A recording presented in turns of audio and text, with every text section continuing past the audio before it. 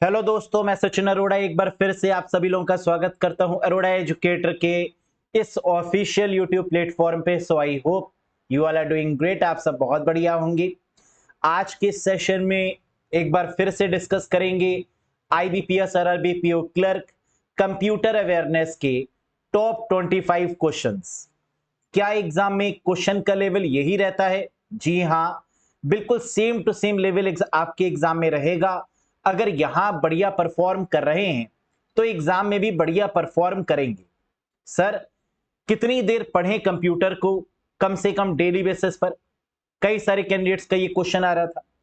अगर आप कंप्यूटर पढ़ रहे हैं, पहली बात तो डेली पढ़ना है। 45 minutes to 1 hour is the maximum time. 45 minute 1 घंटे आप मैक्सिमम पढ़ें, लेकिन डेली पढ़ें कंप्यूटर को, क्योंकि एग्जामिनेशन के पास आने पर टेंशन होती है बाकी सब्जेक्ट्स की भी।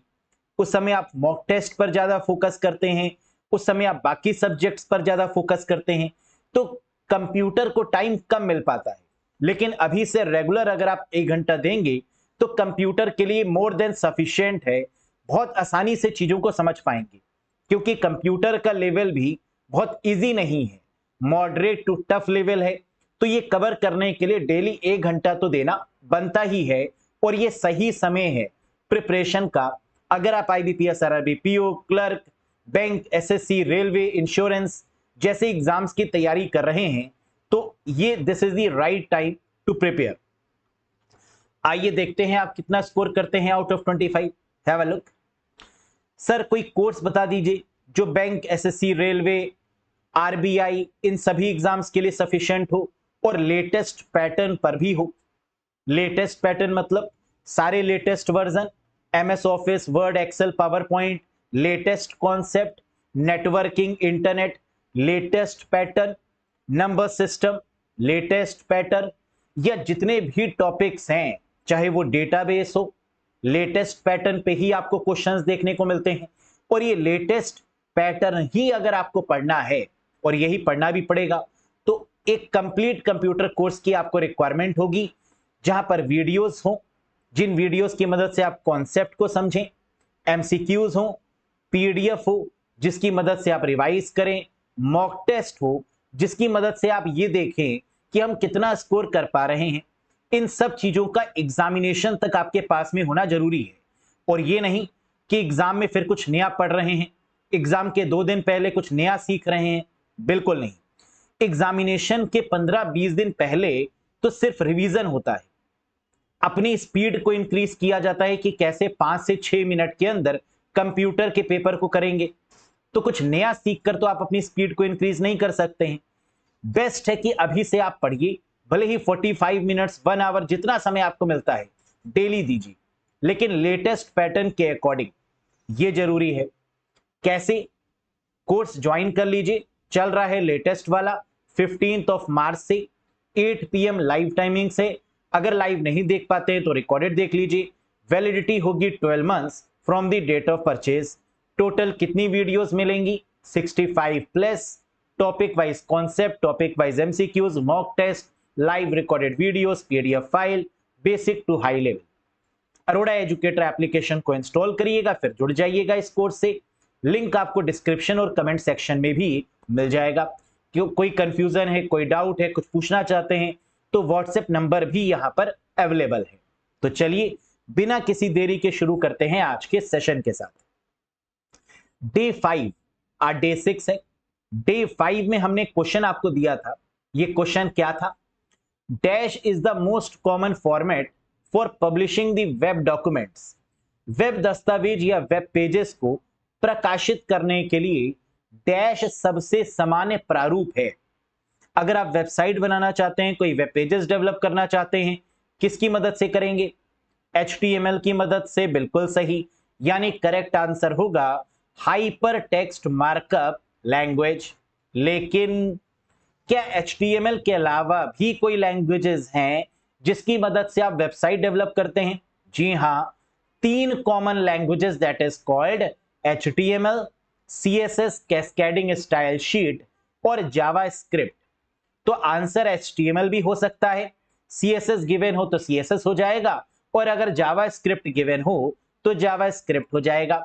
सर अगर तीनों गिवन है तो क्या करेंगे? बहुत बढ़िया क्वेश्चन। अगर ये तीनों गिवन है तो ऑल ऑफ दीज हो जाएगा करेक्ट आंसर। नेक्स्ट, आज के सेशन का पहला क्वेश्चन ये रहा आपके स्क्रीन के सामने। पढ़िए और बताइए इसका आंसर क्या होगा। Which OSI layer uses a modem? कौन सी ओएसआई परत एक मॉडम का उपयोग करती है? Physical layer, data link layer, network layer, transport layer, या ऑल ऑफ दीज? अब यहां पर ओएसआई मॉडल के बारे में आपको पता है क्या? OSI model open system interconnection model है। ओएसआई मॉडल 7 लेयर्स होती हैं। ओएसआई मॉडल में जो मॉडम होता है यानी मॉड्यूलेटर और डीमॉड्यूलेटर, ये पहले तो फिजिकल लेयर पे काम करता था, लेकिन बाद में इसको कन्वर्ट कर दिया गया डेटा लिंक लेयर में। तो अब इसका जो करेक्ट आंसर होगा वो क्या होगा? Data link layer. क्योंकि जो मॉडम है इसका एक मैक एड्रेस होता है, और अगर मॉडम का मैक एड्रेस है तो इसका मतलब मैक एड्रेस किस लेयर पे काम करता है? डेटा लिंक लेयर पे। तो आंसर क्या होगा? Second layer of the OSI model, data link layer. Total कितनी लेयर होती हैं ओएसआई मॉडल में? 7 लेयर्स। ओएसआई मॉडल को किसने डेवलप किया? आईएसओ के द्वारा। ओएसआई मॉडल किस प्रकार का मॉडल है? Conceptual model. कॉन्सेप्चुअल का मतलब कि ये थ्योरेटिकल है, ये कॉन्सेप्ट के बेसिस पर है, लेकिन क्या इसको प्रैक्टिकली इंप्लीमेंट किया जा सकता है? जी नहीं। 7 लेयर्स को, पूरी लेयर्स को इंप्लीमेंट कर पाना पॉसिबल नहीं है। Very good. Second question, when dash keys are on the computer provides sound cues? जब डैश कुंजी चालू होती है तो कंप्यूटर ध्वनि संकेत प्रदान करता है। आपको बताना है कि ऐसी कौन सी कीज हैं जिसके दबाने पर साउंड प्रोड्यूस होती है। Modifier keys, sticky keys, function keys, special keys, या टॉगल कीज? बहुत बढ़िया। The correct answer is toggle keys. जब हम टॉगल कीज को इनेबल करते हैं तो जितनी भी कीज हैं वो साउंड प्रोड्यूस करने लगती हैं। तो क्वेश्चन ये उठता है, ये तो बात बिल्कुल सही है कि आंसर होगा टॉगल कीज, लेकिन टॉगल कीज में कौन कौन सी कीज आती हैं? वो कीज जिनके लास्ट में लॉक लगा होता है उन्हें टॉगल कीज बोलते हैं, और ये 3 प्रकार की होती है। कौन सी? कैप्स लॉक, नम लॉक, और स्क्रॉल लॉक। तो करेक्ट आंसर क्या होगा? That is toggle keys. और अगर एग्जाम में पूछ लिया जाए कि इनमें से कौन सी टॉगल कीज हैं या टॉगल कीज कितने प्रकार की होती हैं, तो आंसर होगा 3 types: caps lock, num lock, और scroll lock. Next, which of the following memory chip is faster? निम्नलिखित में से कौन सी मेमोरी चिप सबसे तेज है? देयर इज नो सर्टेनिटी, ये कहा जाना पॉसिबल नहीं। Dynamic RAM, static RAM, SSD, या नन ऑफ दीज? क्या लगता है आपको सबसे फास्टेस्ट कौन सी है? सबसे फास्टेस्ट तो रजिस्टर है। क्या रजिस्टर दिया है? नहीं। रजिस्टर के दूसरे नंबर पर आती है कैशे। क्या कैशे दिया है? नहीं। लेकिन कैशे मेमोरी बनती किसकी मदद से है? स्टैटिक रैम की मदद से। तो इसका मतलब आंसर क्या होगा? स्टैटिक रैम, जिसकी मदद से कैशे मेमोरी को बनाया जाता है। तो आंसर डायरेक्टली कैशे नहीं दिया, लेकिन उसकी जगह पर क्या दे दिया? Static RAM. क्या डायनेमिक रैम स्लो होती है? जी हां, डायनेमिक रैम हमारे कंप्यूटर्स में यूज होती है, और ये स्टैटिक रैम के कंपैरिजन में स्लो वर्क करती है। एसएसडी, क्या एसएसडी भी स्लो काम करती है? जब आप हार्ड डिस्क से कंपेयर करते हैं एसएसडी को, यानी सॉलिड स्टेट ड्राइव को, तो एसएसडी काफी तेज मानी जाती है। लेकिन अगर आप एसएसडी को कंपेयर करेंगे रैम से, तो नो डाउट एसएसडी एक सेकेंडरी स्टोरेज डिवाइस है जो प्राइमरी मेमोरी के कंपैरिजन में स्लो काम करेगी। क्योंकि प्राइमरी मेमोरी कौन सी होती है? रैम और रोम। इनकी स्पीड सेकेंडरी मेमोरी के कंपैरिजन में काफी फास्ट होती है। Very good. Next, vendor created program modifications are called, ये क्वेश्चन तो आता ही आता है, विक्रेता द्वारा निर्मित प्रोग्राम संशोधनों को क्या कहा जाता है? पैचेस, एंटीवायरस, होल्स, नेट्स या नन ऑफ दीज? वेंडर का मतलब मैन्युफैक्चरर, बनाने वाला। मॉडिफिकेशंस का मतलब बदलाव। प्रोग्राम का मतलब सॉफ्टवेयर, सॉफ्टवेयर में होने वाले जो बदलाव हैं जिन्हें उसके बनाने वाला करता है, यानी समय समय पर अपडेट्स देकर जो बदलाव किए जाते हैं उन्हें क्या बोलते हैं? That is called updates, and that type of updates are called patches. तो करेक्ट आंसर होगा पैचेस। क्या इसको अपडेट्स भी बोल सकते हैं? जी हां, ये एक प्रकार के अपडेट्स ही होते हैं, लेकिन ये अपडेट आपके हार्डवेयर में किए जाते हैं, आपके सॉफ्टवेयर के अकॉर्डिंग, तो इसे पैचेस बोल देते हैं, और सॉफ्टवेयर के रिस्पेक्ट में इन्हें अपडेट्स बोल देते हैं। यानी अगर सॉफ्टवेयर में कोई मॉडिफिकेशन हो तो उसे अपडेट बोल देंगे, लेकिन अगर हार्डवेयर और सॉफ्टवेयर दोनों में अगर अपडेशन हो तो उसे पैचेस बोल देंगे। Next, Gmail uses dash as its default font. Gmail अपने डिफॉल्ट फॉन्ट के रूप में किसका उपयोग करता है? क्या जीमेल में कोई डिफॉल्ट फॉन्ट होता है? जी हां, जब हम मेल टाइप करते हैं तो एक डिफॉल्ट फॉन्ट के रूप में आता है। वो फॉन्ट का नाम क्या है? Arial, Calibri, Georgia, sans serif या वर्डाना? करेक्ट आंसर है सैंस सेरिफ। तो जीमेल जिस डिफॉल्ट फॉन्ट का प्रयोग करता है वो है सैंस सेरिफ। आप ये चेक भी कर सकते हैं, जीमेल ओपन करिए, वहां पर नीचे फॉन्ट के नाम दिए गए होंगे जिसे फॉन्ट फेस बोलते हैं, उस पर क्लिक करिए और आपको यहां पर बाय डिफॉल्ट टिक भी देखने को मिलेगा, that is sans serif. Next, time taken to read and write the hard disk is called. Hard disk को पढ़ने और लिखने में लगा समय क्या कहलाता है? Seek time, latency time, request time, response time या none of these? Hard disk क्या करती है? हार्ड डिस्क इंस्ट्रक्शंस को रीड करती है और राइट करती है चीजों को, और इसमें जो समय है इसे बोलते हैं सीक टाइम। क्या बोलते हैं? Seek time. तो ये लेटेंसी टाइम क्या है? रिक्वेस्ट एंड रिस्पॉन्स में लगा समय। जब हम हार्ड डिस्क से किसी डेटा की रिक्वेस्ट करते हैं और हार्ड डिस्क उस डेटा का रिस्पॉन्स करता है, तो वो जो समय है that is called latency time. यानी अगर एग्जाम में आ जाएगा रीड एंड राइट तो आंसर बनेगा सीक टाइम, और अगर आ गया रिक्वेस्ट एंड रिस्पॉन्स तो आंसर हो गया latency time. Very good. A dash is a blank disk that can be written once and read arbitrarily many times.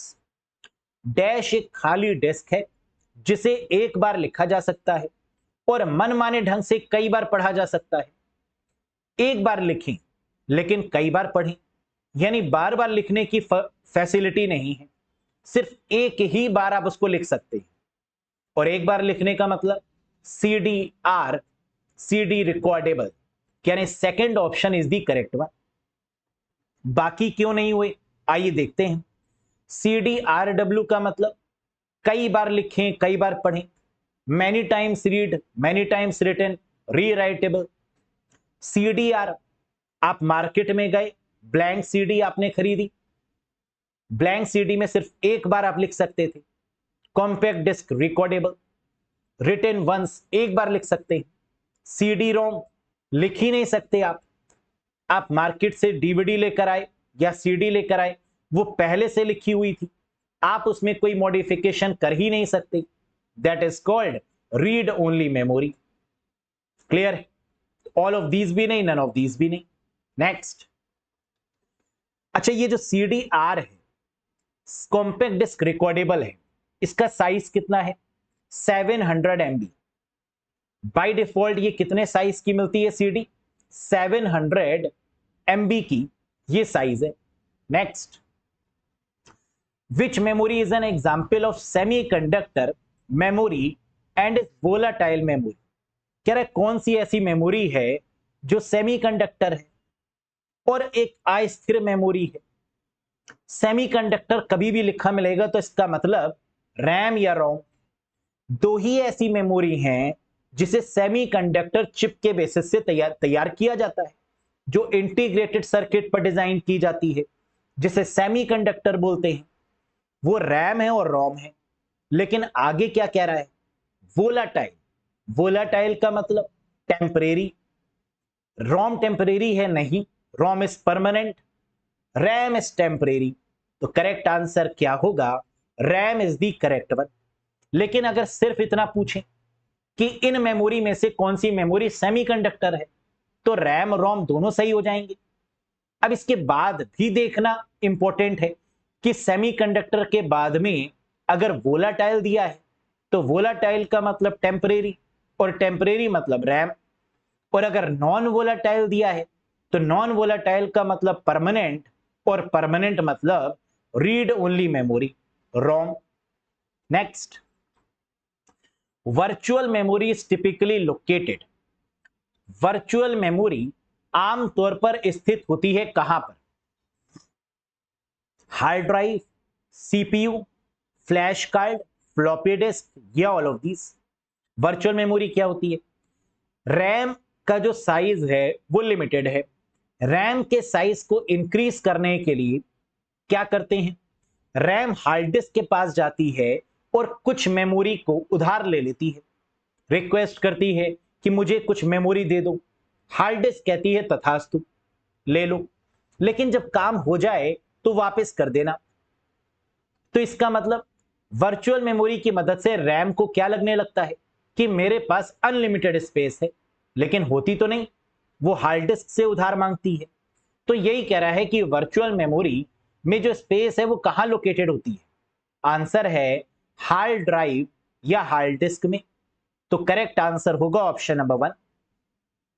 इसको कुछ वैसे ही समझिए जैसे आपके पास पैसे कम पड़ गए तो आप अपने पेरेंट्स के पास में गए और आपने कहा कि हमें कुछ पैसे दे दीजिए, उन्होंने दे दिया।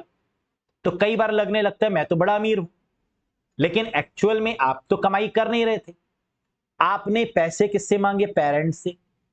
तो आपको लगने लगता है कि मेरे पास तो बहुत पैसा है ना? तो इस केस में क्या आपके पास में पैसे अवेलेबल है? नहीं। किसके पास में है? या तो अपने फ्रेंड से मांगे, या रिलेटिव से मांगे, या अपने अपने पेरेंट्स से मांगे।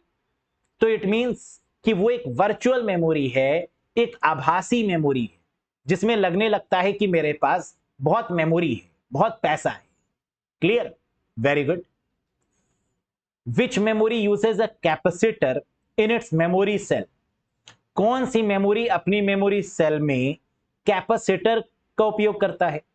S RAM, ROM, P ROM, D RAM, EP ROM. Capacitor क्या ये लैपटॉप्स में होता है?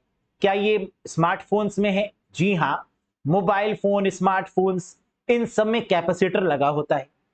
अगर कैपेसिटर लगा होता है तो इसका मतलब कोई ऐसी मेमोरी जो हमारे कंप्यूटर में होती है, और हमारे कंप्यूटर में होती है, हमारे स्मार्टफोन में होती है डायनेमिक रैम। और डायनेमिक रैम किससे मिलकर बनी होती है? कैपेसिटर से।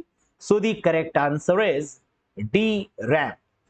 अगर एग्जाम में पूछें ऐसी कौन सी रैम है जो हमारे लैपटॉप्स में होती है, स्मार्टफोन में होती है, गैजेट्स में होती है, तो आंसर होगा डी रैम। ऐसी कौन सी रैम है जिसकी मदद से कैश मेमोरी बनाते हैं? आंसर होगा स्टैटिक रैम। ऐसी कौन सी मेमोरी जिसको चेंज नहीं कर सकते? रोम। और रोम का ही दूसरा नाम P ROM, programmable read only memory. Next, the ninth complement of 6578 is? 6578 का नोवा पूरक क्या है? अभी तक एग्जाम में कॉम्प्लीमेंट के क्वेश्चन नहीं आते थे। नंबर सिस्टम के भले ही आ जाते थे, लेकिन कॉम्प्लीमेंट के नहीं आते थे। लेकिन प्रीवियस ईयर से कॉम्प्लीमेंट भी पूछा है आईबीपीएस ने, आरबीआई ने, इंश्योरेंस में। तो इसका मतलब कॉम्प्लीमेंट भी आपको पढ़ना होगा। नाइन्थ कॉम्प्लीमेंट बहुत फेमस है, बताइए क्या होगा इसका आंसर? अगर नाइन्थ कॉम्प्लीमेंट निकालना हो तो इसकी एक शॉर्ट ट्रिक याद रखिएगा। किसी भी नंबर को, जो भी नंबर गिवन है, उसको 9 में से माइनस कर दीजिए, नाइन्थ कॉम्प्लीमेंट आ जाएगा। यानी 9 - 6 9 माइनस 5, 9 माइनस 7, 9 माइनस 8। हर एक डिजिट को 9 में से माइनस कर दीजिए, जो आंसर मिले that is your answer. Means 9999 कितनी बार लिखेंगे? 4 बार। क्यों? क्योंकि डिजिट्स कितनी गिवन है? 4। 6 5 7 8 माइनस कर देंगे और आंसर मिल जाएगा 3 4 2 1। आप ऐसे भी कर सकते हैं, 9 माइनस 6 3, 9 माइनस 5 4, 9 माइनस 7 2, 9 माइनस 8 1, या ऐसे भी कर सकते हैं। सो the correct answer is 3 4 2 1। Next, in PowerPoint 2021 what is the shortcut key for save as? PowerPoint 2021 जो कि लेटेस्ट वर्जन है MS ऑफिस का, MS PowerPoint का 2021 में सेव एज की शॉर्टकट की क्या है? फंक्शन की पूछते तो F12 हो जाता, क्योंकि सेव एज की जो फंक्शन की होती है वो F12 होती है। लेकिन अगर इसकी शॉर्टकट की पूछेंगे तो कंट्रोल शिफ्ट एस होगा। Correct answer is option number 2, control shift S for save as. Save as होता क्या है? एक ऐसा डायलॉग बॉक्स जिसकी मदद से हम फाइल को एक नई लोकेशन पर सेव कर सकते हैं, हम एक नया नाम दे सकते हैं, that is called save as. नई लोकेशन, नई फाइल देने के लिए, नया नाम देने के लिए फाइल को हम सेव एज करते हैं। Next, which one of the following rebooting is commonly occurred when the system of a computer is crashed? निम्नलिखित में से कौन सी रीबूटिंग आमतौर पर तब होती है जब कंप्यूटर का सिस्टम क्रैश हो जाता है, जब कंप्यूटर अपने आप बंद खुल होता है, क्रैश हो जाता है, अपने आप बंद होगा, अपने आप खुल जाएगा, डीजे बन जाएगा अपने आप। तो इस केस में जो रीबूटिंग होती है उसे क्या बोलते हैं? Random rebooting. The answer is option number 4। Soft rebooting कुछ नहीं होता। कोल्ड क्या होती है? कोल्ड का मतलब जब आप कंप्यूटर को शट डाउन करते हैं और फिर ऑन करते हैं, कोल्ड बूटिंग है। वार्म बूटिंग क्या होती है? जब आप रीस्टार्ट करते हैं कंप्यूटर को, that is called warm booting. और रैंडम रीबूटिंग का मतलब जब कंप्यूटर क्रैश हो जाता है, उसमें कोई कमी आ जाती है, उसके सॉफ्टवेयर में कोई ग्लिच हो जाता है, कोई ड्राइवर मिस हो जाता है, ओएस करप्ट हो जाता है, ऑपरेटिंग सिस्टम करप्ट हो जाता है, तो इस केस में कंप्यूटर क्या होगा? या तो ऑन ही नहीं होगा, आप बार बार कोशिश करेंगे ऑन नहीं होगा, या ऑन होएगा और बंद हो जाएगा। इस केस में जो बूटिंग कहलाती है that is called random rebooting. Next, dash is a private network that enterprise used to provide trusted third parties. Dash क्या एक निजी नेटवर्क है जिसका उपयोग उद्यम विश्वसनीय तृतीय पक्षों को प्रदान करने के लिए करते हैं। कि एक ऐसा प्राइवेट नेटवर्क जो थर्ड पार्टीज, मतलब थर्ड पार्टीज का मतलब शेयर होल्डर्स, डिवेंचर होल्डर्स, इनके लिए, या पार्टनरशिप फर्म्स, इनके लिए जो नेटवर्क बनाया गया, इसे क्या बोलेंगे? एक्स्ट्रानेट। नेटवर्क कितने प्रकार के होते हैं? 3 प्रकार के, इंटरनेट, इंट्रानेट और एक्स्ट्रानेट। जिसमें इंटरनेट क्या है? पब्लिक। इंट्रा और एक्स्ट्रा क्या है? प्राइवेट। यानी इंट्रानेट भी प्राइवेट है और एक्स्ट्रानेट भी प्राइवेट है, जबकि internet is a public network. Internet means कर लो दुनिया मुट्ठी में। हम और आप आपस में जुड़े हैं क्या प्राइवेट नेटवर्क से? नहीं, पब्लिक नेटवर्क से, दैट इज इंटरनेट। लेकिन एक ऑर्गेनाइजेशन के अंदर, एक कंपनी के अंदर, एक बैंक के अंदर जो एम्प्लॉयज के पास में नेटवर्क होगा, क्या वो प्राइवेट होगा? जी हां। और वो नेटवर्क क्या होगा? Intranet.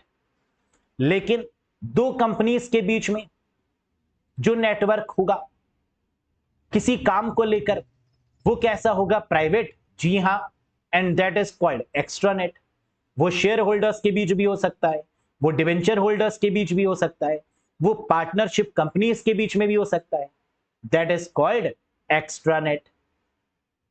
Next, what is the size of a sector on a hard disk? Hard disk पर सेक्टर का आकार क्या होता है? हार्ड डिस्क किससे किससे मिलकर बनी होती है? ट्रैक, सेक्टर्स, सिलेंडर्स, इनसे मिलकर। और हार्ड डिस्क में जहां पर डेटा स्टोर होता है वो क्या है? सेक्टर। और सेक्टर का साइज कितना होता है? 512 बाइट, 512 बाइट्स। यानी correct option is option number 3। Very very important one. What is the size of sector on a hard disk? 512 bytes. Hard disk में डेटा स्टोर कहां पर होता है? इन सेक्टर्स। ये दो क्वेश्चन आते हैं। और हार्ड डिस्क की स्पीड को किसमें मेजर करते हैं?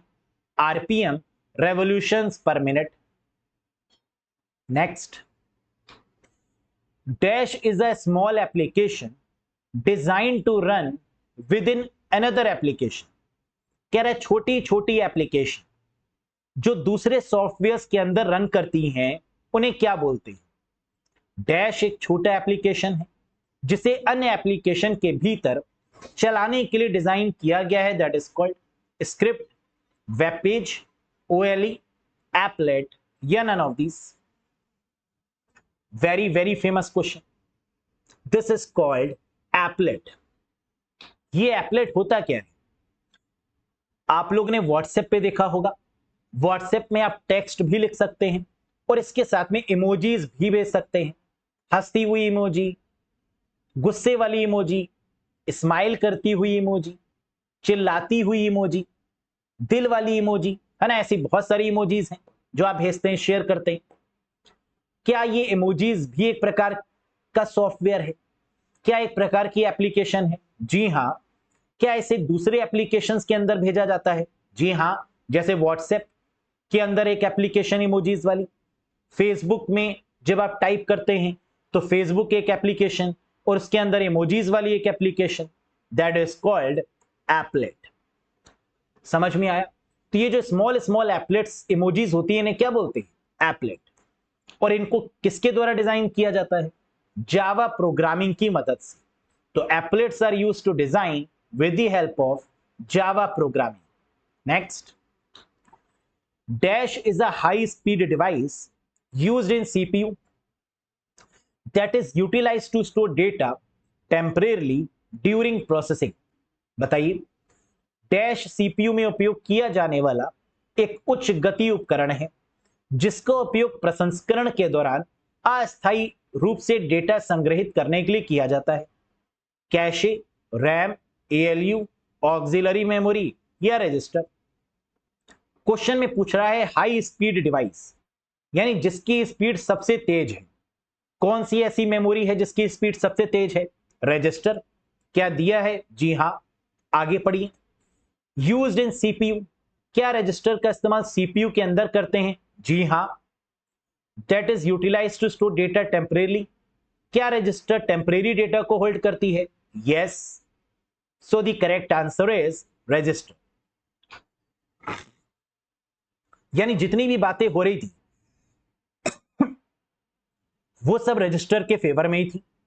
चाहे सीपीयू के अंदर हो, हाई स्पीड हो, टेम्परेरी है, तो आंसर क्या हो गया? Register memory.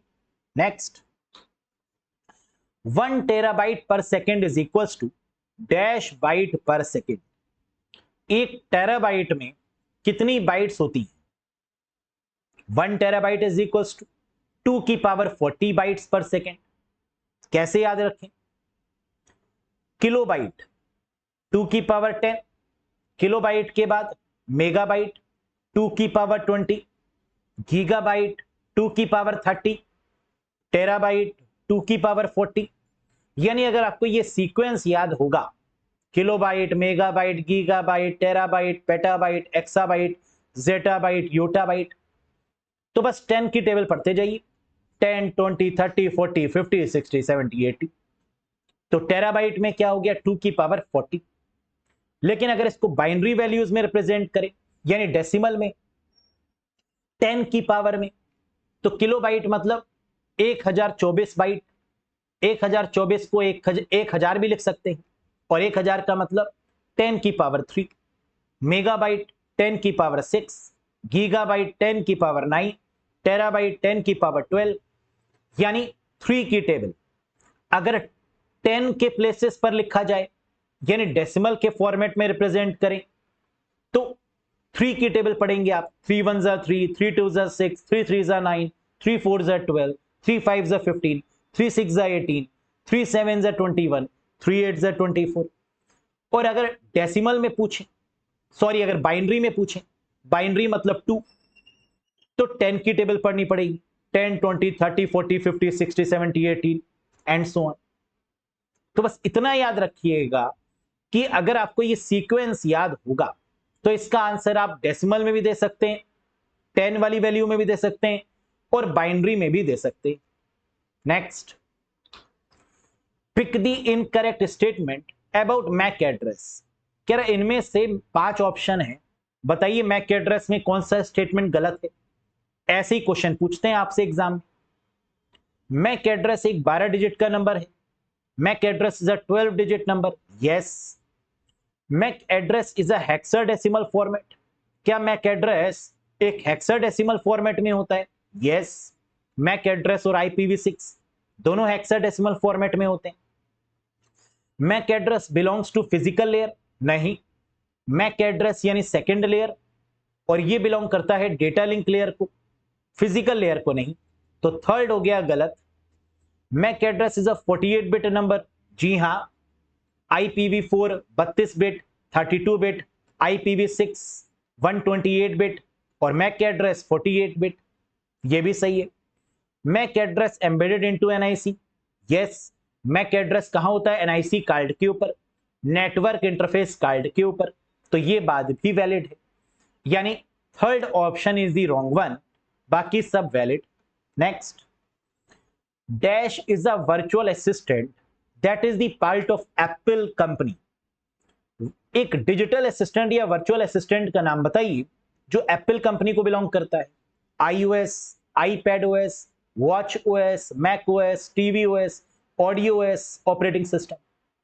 एप्पल डैश एक वर्चुअल असिस्टेंट है जो एप्पल के iOS, iPadOS, WatchOS, macOS, tvOS, AudioOS operating system का हिस्सा है। That is called Siri. Apple के वर्चुअल असिस्टेंट या डिजिटल असिस्टेंट का नाम क्या है? सिरी, जो आपके क्वेश्चंस का आंसर करती है। हे सिरी, है ना, कुछ भी बोलिए रिस्पॉन्ड करेगी सिरी आगे से, है ना। पर्सनल असिस्टेंट है, वर्चुअल असिस्टेंट है। Microsoft will continue to support Windows 10 until, very very famous question. Windows 10 के बाद में विंडोज 11 आ गया है, लेकिन विंडोज 10 कब तक सपोर्ट प्रोवाइड करेगा? 14 अक्टूबर 2025 तक। माइक्रोसॉफ्ट 14 अक्टूबर 2025 तक विंडोज का समर्थन जारी रखेगा और उसके बाद कोई अपडेशन नहीं विंडोज 10 के लिए, कोई सपोर्ट नहीं, क्योंकि अब वो कह रहा है कि 2025 के बाद तो कम से कम विंडोज 11 का यूज करना शुरू करो। तो अभी तक तो विंडोज 10 की सपोर्ट अवेलेबल है, लेकिन कब तक? 14 अक्टूबर 2025।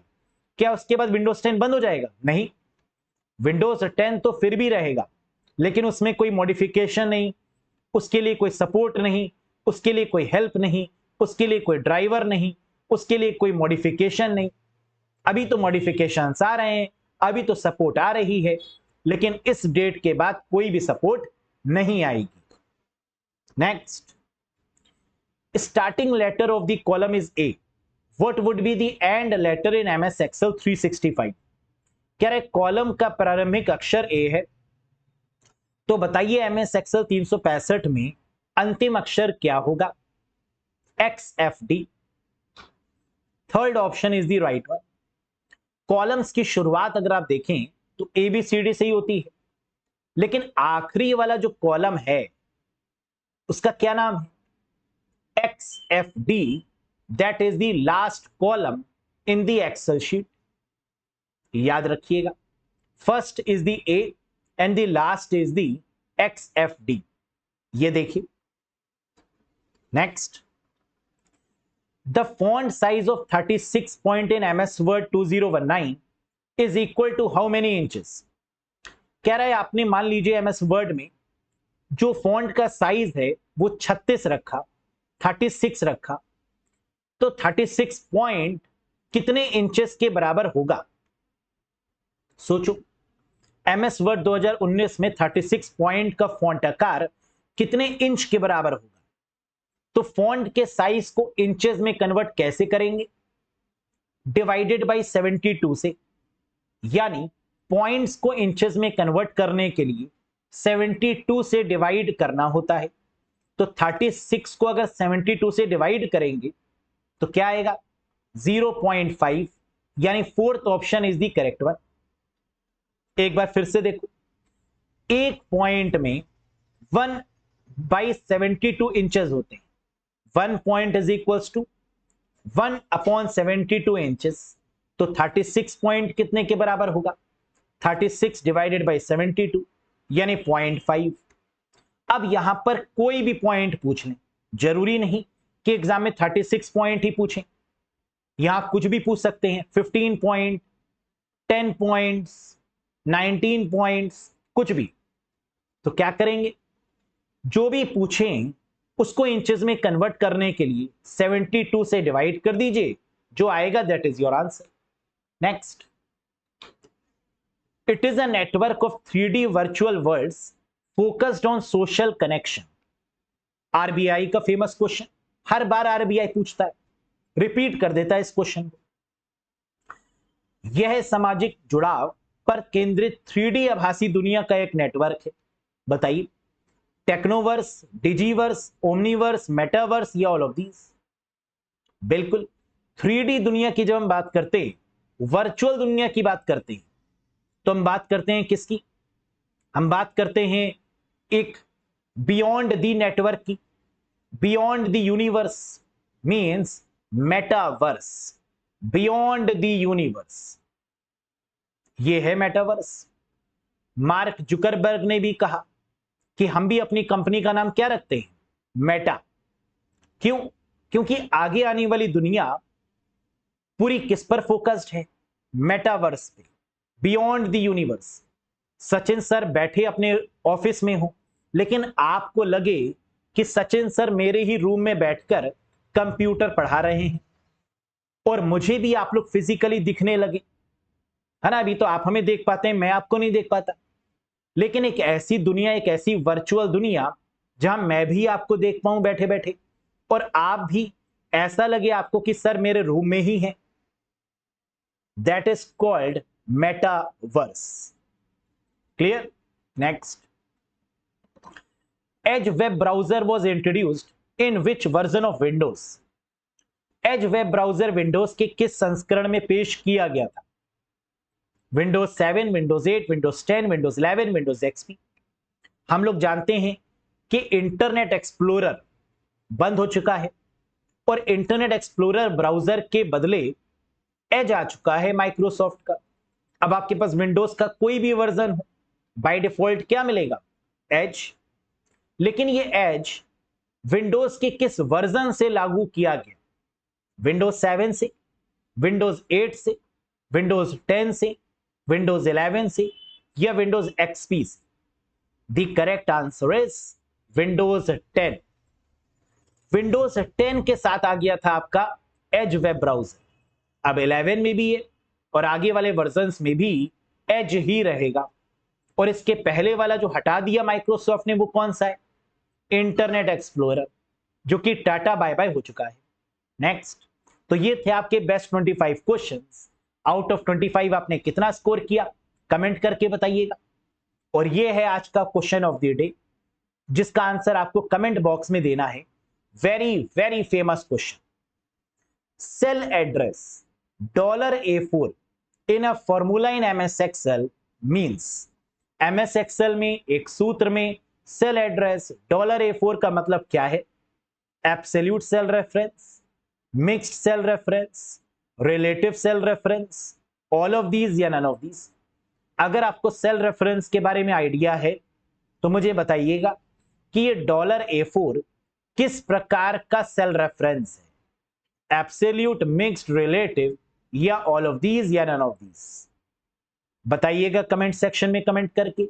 मैं डिस्कस करूंगा नेक्स्ट सेशन में इस क्वेश्चन को।